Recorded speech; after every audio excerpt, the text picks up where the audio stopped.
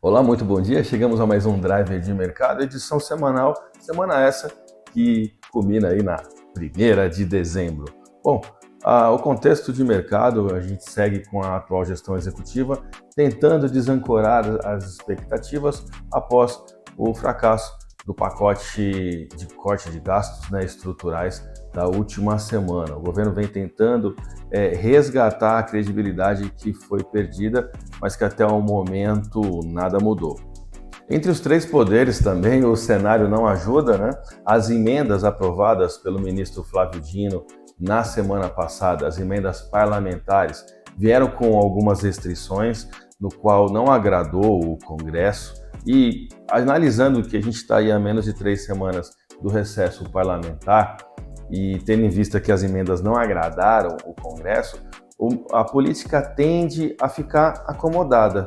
Traduzindo, é pouco provável que senadores e deputados se movimentem em pautas importantes para a atual gestão executiva, para o atual governo federal, por conta da forma que essas emendas vieram, dentro de tanta restrição. Bom, o contexto disso é que essa paralisação política acaba também paralisando a economia local como um todo, e isso não é bom para os nossos ativos, os ativos brasileiros, os ativos locais.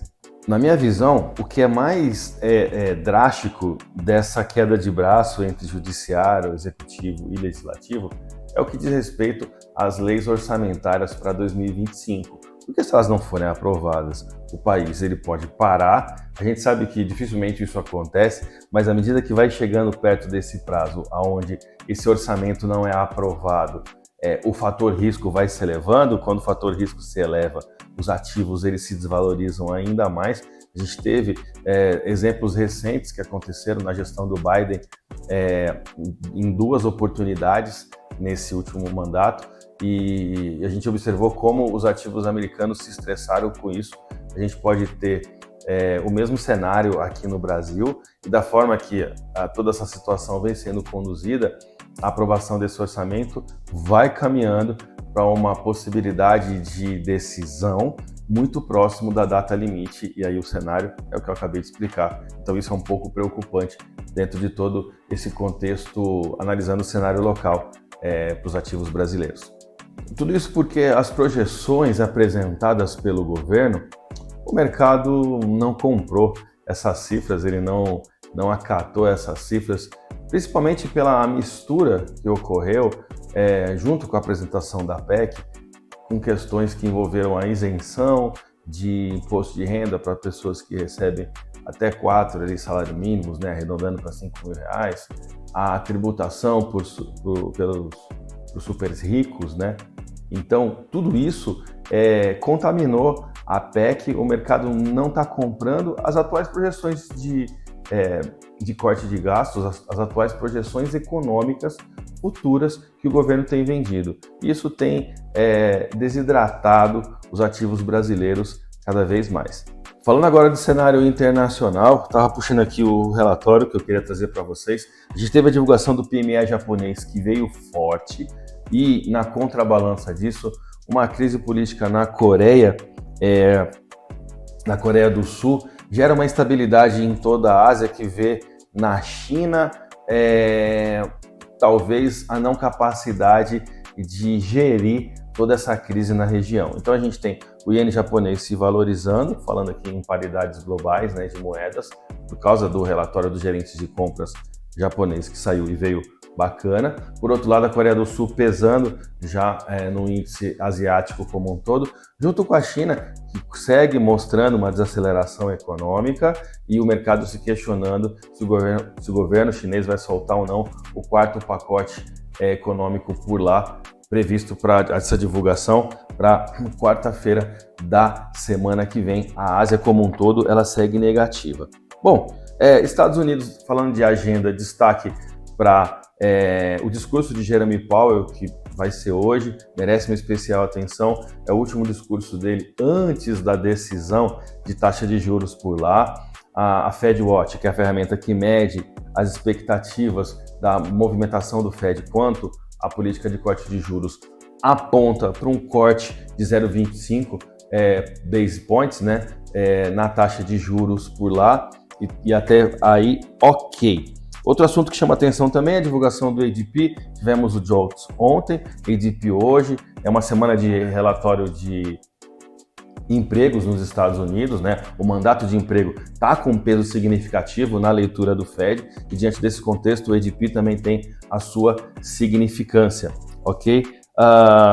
Isso que eu trago para vocês, assim, falando em dados lá fora, em Estados Unidos, a economia americana ela segue forte, os ativos americanos seguem forte. Estava dando uma olhada no histórico das 3 bolsas americanas, e somente em 4 momentos de toda a história da Bolsa Americana que nós tivemos por 2 anos consecutivos as bolsas lá subindo, e com essa intensidade, eu diria que é algo praticamente muito raro de se acontecer. E o que explica isso, né? Todos aqueles contextos que a gente vem trazendo ao longo dos nossos conteúdos. Já antes do Trump Trade, nós tivemos a valorização dos ativos de tecnologia nos Estados Unidos, esse bull market, né? Depois disso, nós tivemos também outros fatores quando o Trump começou a se despontar na disputa.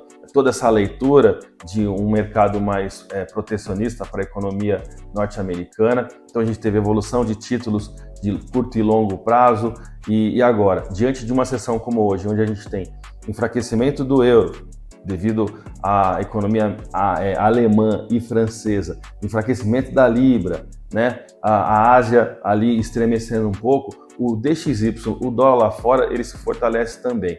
A gente está com o VIX, que é o índice de volatilidade, conhecido também como índice de medo, chamando o investidor para tomar risco, mas esse risco ele acaba não vindo para economias emergentes. E aí a gente sofre ainda mais com tudo isso. Esse risco, essa tomada de risco, acaba atraindo mais capital para dentro dos Estados Unidos, e esse contexto inteiro é bem negativo para países emergentes, para países exportadores de commodities. As commodities estão em lateralização. Quando eu trago para todo esse contexto do Brasil, o cenário não é muito favorável. A gente vê um dólar que, perante o real brasileiro, não corrigiu, tá? Ele apenas sofreu um leve ajuste, mas eu não posso considerar isso uma correção. A intensidade, eu sempre falei isso, se a gente for contestar taxa cambial no Brasil, a gente pode contestar a intensidade, não o direcional. O direcional é esse mesmo, ativos americanos em alta, dólar lá fora em alta, ativos brasileiros em desidratação, tá bom? O mercado não está contratando, tá, as projeções econômicas do governo federal, está pedindo um bônus, um prêmio maior para manter os seus recursos aqui no Brasil. E, aliás, as ofertas de títulos, né, do governo, títulos de dívida, têm sido a preços altos, a bônus altos, e ainda assim a atratividade não está interessante, e todo esse contexto desvaloriza o real brasileiro. Então, dentro de tudo isso, né, contextualizando, trazendo um pouco de fatores macroeconômicos, eu quero comentar com vocês alguns pontos interessantes na paridade dólar-real. Vamos para os gráficos nesse momento. Gráfico do dólar na tela, que eu quero compartilhar com vocês para o cenário de hoje é o seguinte: a gente segue com o contexto, nosso Fibonacci, que foi armado aqui desde 7 de outubro, né, naquela composição de candles 1, 2, 3, rompeu o terceiro candle, engatou uma alta, e aí todo o contexto de mercado que a gente já sabe. Esse movimento ele se cumpriu, esse Fibonacci se cumpriu a partir do momento que o dólar passou a se movimentar acima de R$6,01, e aqui estamos nós. Eu até poderia configurar aqui uma figura de um triângulo simétrico, se eu desejasse. Eu não acho que precisa, tá? Mas eu vou deixar aqui contextualizado uma figura gráfica no qual um rompimento acima de 606,81 poderia condicionar uma nova alta na paridade dólar por real brasileiro até a máxima da banda de Bollinger em 6,2144. Para isso, o mercado teria que subir mais 2,15%, que não é nada demais, é um movimento possível. Mas para isso acontecer, a movimentação tem que se posicionar acima de 606, 607, para que esse movimento de busca até os 6,21 se consolide e o mercado está lateralizado. Bom, dito isso, a gente tem aqui como pontos de suporte e resistência esses fatores aqui, essas precificações que eu já deixei destacado aqui. Média móvel, preço de equilíbrio ou zona justa de valor em 5,8798. O status da paridade é comprada, tá? Com R1 em 6,0819, R2 6,1142, R3 em 6,2144, exatamente esse extremo aqui da banda de Bollinger, né, de 200 períodos. Olhando para baixo, 6,0162 é o principal suporte, S2 5,98, S3 R$ 5,89. A gente segue com uma supervalorização do dólar no mercado internacional, né, que a exemplo do mesmo triângulo simétrico que eu fiz na paridade dólar para o real brasileiro, aqui no DXY, ele já rompeu e é essa a tendência. Quando ele rompe para cima ou para baixo, a força de intensidade para que esse movimento ocorra provoca uma continuidade de movimento de alta ou de baixa para onde ele for romper. É o que aconteceu aqui no DXY, que segue rumo aos 107 pontos, agora sendo cotado em 106,65, ok? Dólar valorizado no cenário internacional, né, 0,29, 0,30 de alta, e isso, quando a gente transfere para o real brasileiro, o contexto é esse também, valorização do dólar frente ao real brasileiro, que agora opera com 0,18 de alta, no spot de 6,0542. Essa é a minha análise do dólar e DXY para a sessão dessa quarta-feira. Eu fico por aqui desejando um excelente dia de negócios a todos e contem com a Advanced para uma melhor leitura cambial do mercado brasileiro. Até o próximo conteúdo.